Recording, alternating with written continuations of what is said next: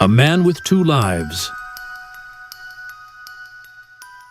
David William Duck, an elderly gentleman now living in Aurora, Illinois, is a pillar of the community, respected by all. Yet, he carries a haunting secret, a tale that earned him the moniker Dead Duck. This is his story, a chilling testament to the resilience of the human spirit and the unsettling mysteries that sometimes lie at the heart of existence.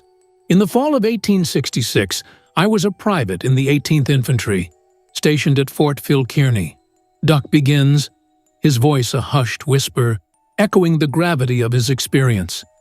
You're likely familiar with the tragic story of that fort, particularly the massacre of 81 men and officers by the Sioux. They were slaughtered because their commander, the brave but reckless Captain Fetterman, disobeyed orders. At the time, I was carrying important dispatches to Fort C.F. Smith on the Bighorn River. The land was swarming with hostile Indians, so I traveled at night, hiding before dawn. I walked, armed with a Henry rifle and carrying 3 days' rations.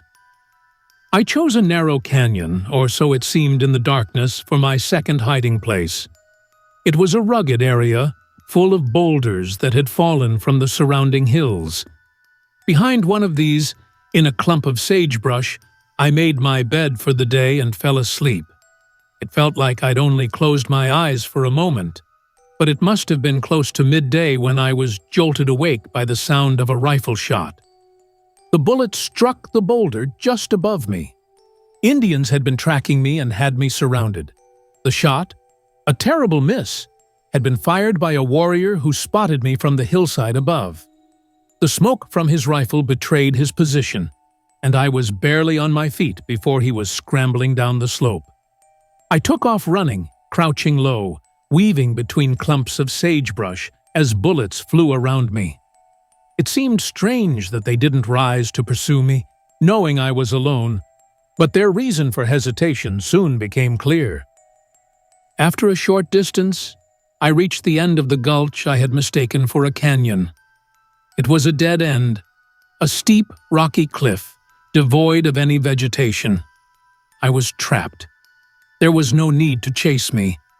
They only had to wait. They waited. For 2 days and nights, I huddled behind a rock, my back pressed against the cliff, fighting off the Indians from a distance, firing at the smoke of their rifles as they did at mine. I was parched with thirst, absolutely alone and completely hopeless. Of course, I couldn't sleep, the lack of rest a constant torment. I remember the morning of the 3rd day. I knew it was my last.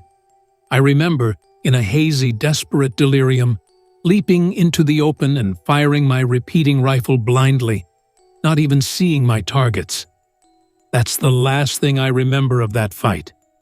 The next thing I recall was pulling myself out of a river as nightfall descended. I was naked, with no idea where I was or how I'd survived, but all through the night, cold and exhausted, I walked north, driven by an instinctive urge to escape. As daybreak approached, I found myself at Fort C.F. Smith, my intended destination. But my dispatches were gone. The first person I saw was a sergeant named William Briscoe, a man I knew well. You can imagine his surprise at seeing me in that state, and my own confusion at him asking who I was. "Dave Duck," I answered. "Who else would I be?" He stared at me, his eyes wide with disbelief. "You certainly look the part," he said, his voice hesitant. "What's going on?" I told him what had happened to me the day before. He listened, his gaze never leaving me, then said, "My friend, if you are Dave Duck, I have to tell you, I buried you 2 months ago. I was on a scouting mission and found your body riddled with bullets and scalped, pretty badly mutilated. I'm sorry to say, right where you said you fought. Come to my tent, and I'll show you your clothes and some letters I took from you. The commandant has your dispatches." He showed me the clothes, which I gratefully put on, and the letters, which I kept. He didn't object. Then he took me to the commandant, who listened to my story with a cold, detached expression. He ordered Briscoe to take me to the guardhouse. On the way, I asked, "Bill Briscoe, did you really bury the body you found wearing these clothes?" "Of course," he answered, "just like I said. It was Dave Duck. We all knew him. Now, you lying imposter, tell me who you really are." "I wish I knew," I said, shaking my head.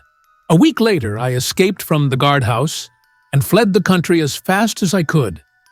I've been back twice, trying to find that spot in the hills, but I can't find it. It's like it never existed. David William Duck, Dead Duck, lived out his days in Aurora, Illinois, haunted by the memory of his two lives, the man he was and the man he became.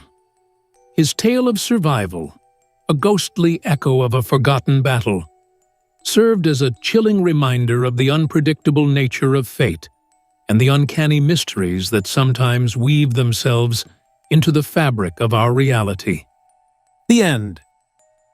If you like the story, hit that like button and subscribe for more videos. Let me know your thoughts in the comments below. Was there anything that surprised you? Who's your favorite character in the story? I can't wait to hear your thoughts.